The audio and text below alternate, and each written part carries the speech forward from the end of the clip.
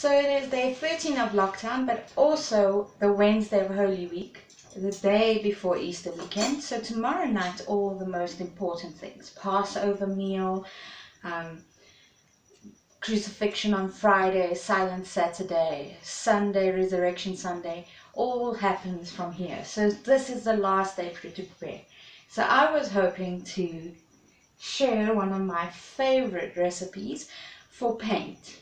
And this is cheap and it's easy, and that's why I love it, because especially if you're on a budget and you want to entertain kids or yourself, if you like to be artistic like I often do, you need this. So first things first, you need a tablespoon or 4 tablespoons of bicarbonate of soda or baking soda, koeksoda in Afrikaans, 4 tablespoons, 4 eetlepels, and with that you need vinegar, and the recipe will be on the bottom of the video as well. 2 tablespoons of vinegar. Jy vir science, hierdie is 'n lekker wetenskapseksperiment, los hom dat hy klaar borrel. So once the foam has gone away, you know that this is great fun. Okay. Then syrup or syrup, or if you don't have syrup in your house, brown sugar, about a teaspoon. This is where it's going to get very messy very soon.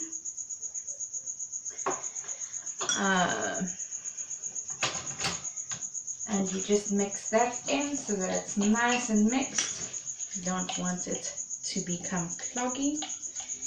So now we have the carbonate of soda, the syrup, the vinegar. Next we are going to put in maizena, or which we call it, or cornflour or cornstarch, depending on which country you live in. And you're going to put the equivalent of 2 tablespoons of that in as well, and mix it through.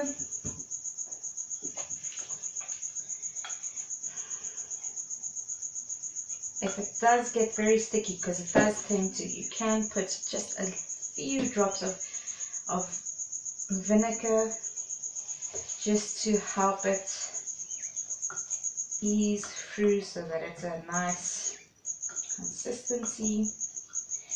And beware, it might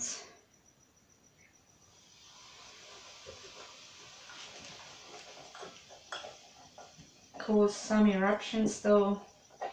And if you stop stirring it, it will get dry. So you need to keep it dry. So now this you can mix with food coloring, either powder food coloring or those little bottles of liquid food coloring, or your fancy food gel coloring. And the bonus is, hierdie is veilig. If the kids accidentally put it in their mouth, you don't have to explain to anyone. They'll just get a weird taste and maybe a colored tongue for a couple of days, but the rest is with. So this you put in a normal, any kind of caged bucket. I have an ice tray, and you just pour as many colors as you like into your ice trays. And since I don't like my watercolors to be too bright or to take too much risk,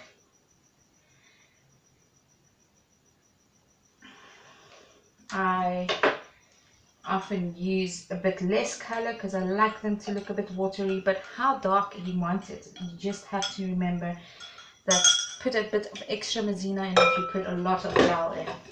So not to put too much in, I like to use an earbud. You can just drip them in with a little droplet and mix your colors, and I'm going to show you the colors now.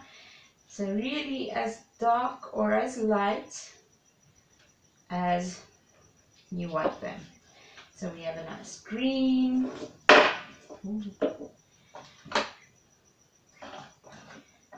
nice red. I think this is pink, not red, but we're going to try it anyway.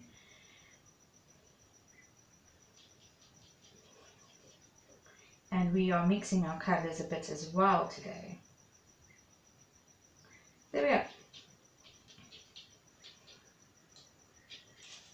As you can see, my red is really red. It's really turning out nice. Green, I made a nice apple green. And you can mix all your colors as far as you go.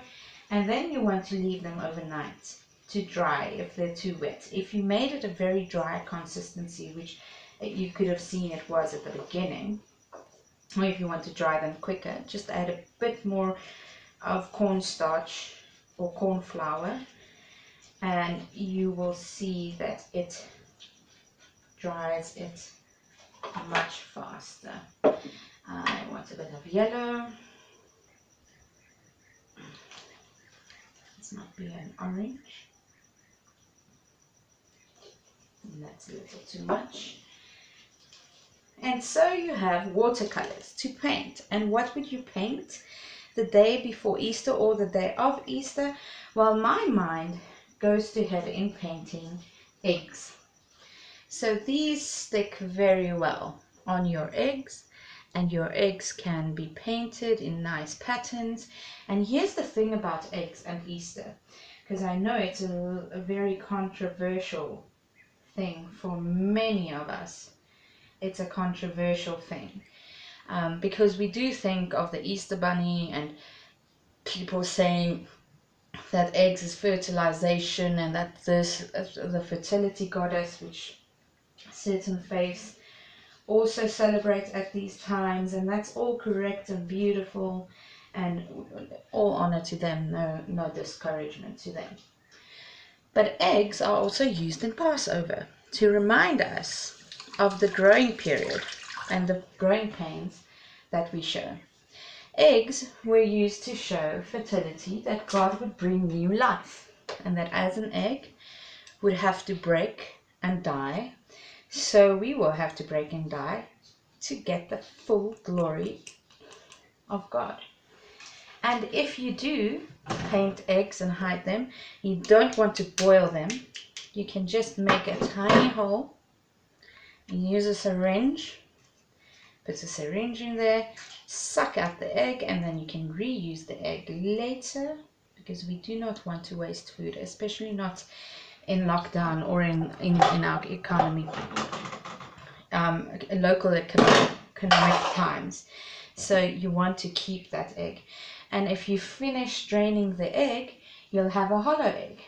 And the message about the hollow egg, a leer-eier, for Christians, and this is also why we very often empty eggs at churches and celebrate by letting kids paint hollow eggs, is that as this egg is hollow, or a chocolate egg is hollow, die regte eiers, nie die marshmallow eiers nie, it reminds us of the empty grave, and that Jesus has conquered the grave. And as this egg is hollow inside, the grave was hollow, but our hearts will never be, because it gives us space to love Christ in our lives.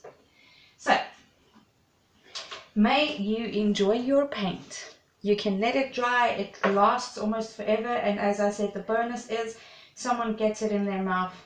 The worst thing that can happen is a powdery taste and a couple of days of a red tongue, which isn't really warranted always.